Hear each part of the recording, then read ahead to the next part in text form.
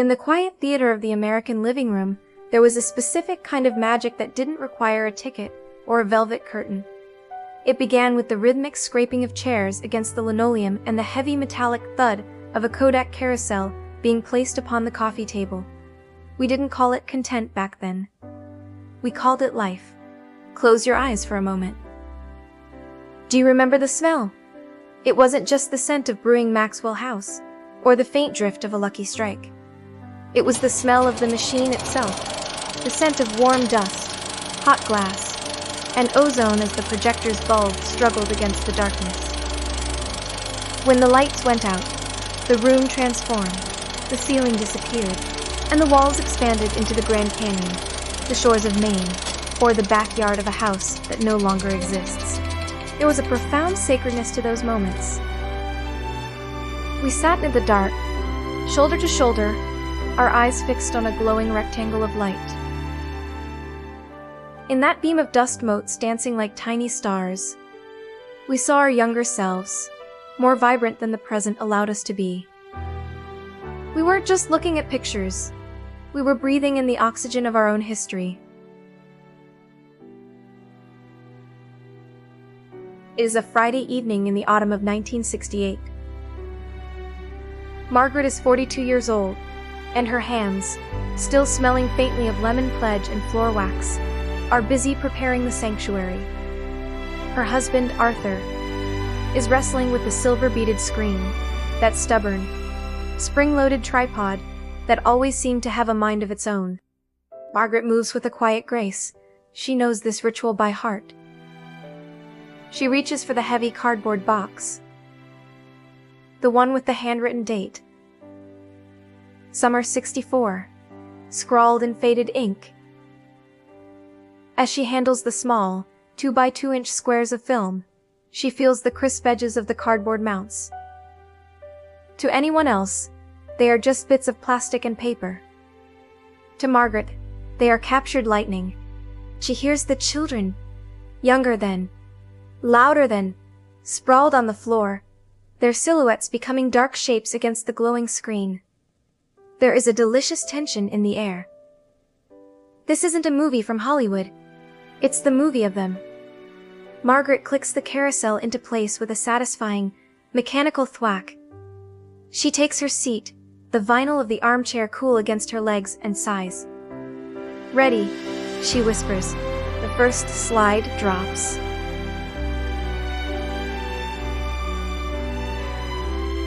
The slideshow was a symphony for the senses.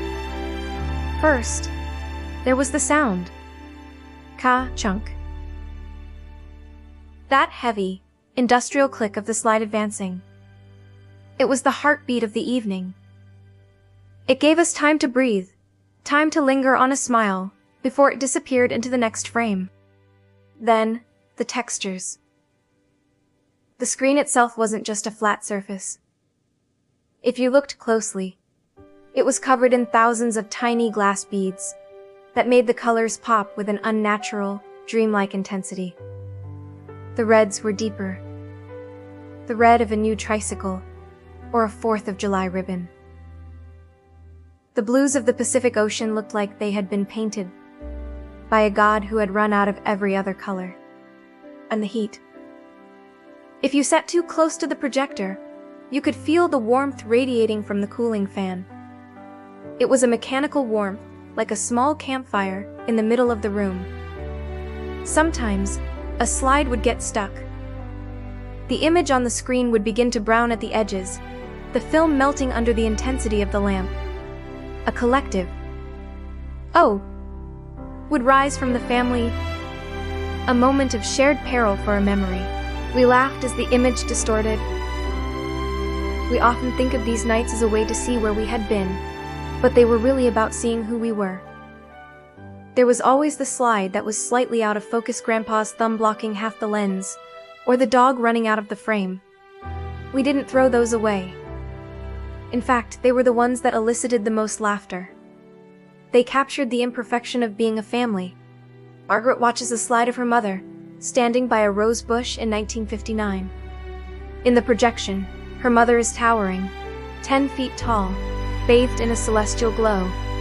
For a moment, the distance between the living and the gone vanishes.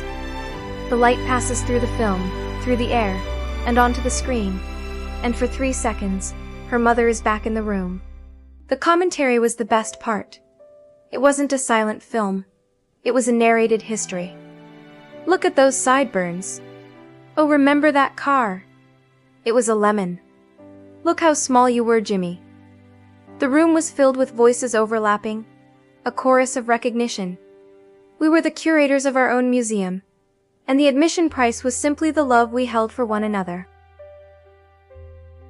Today, we carry 10,000 photos in our pockets, trapped behind the cold, indifferent glass of a smartphone. We swipe through our lives with a flick of a thumb, a solitary act performed in the harsh blue light of an elevator or a waiting room.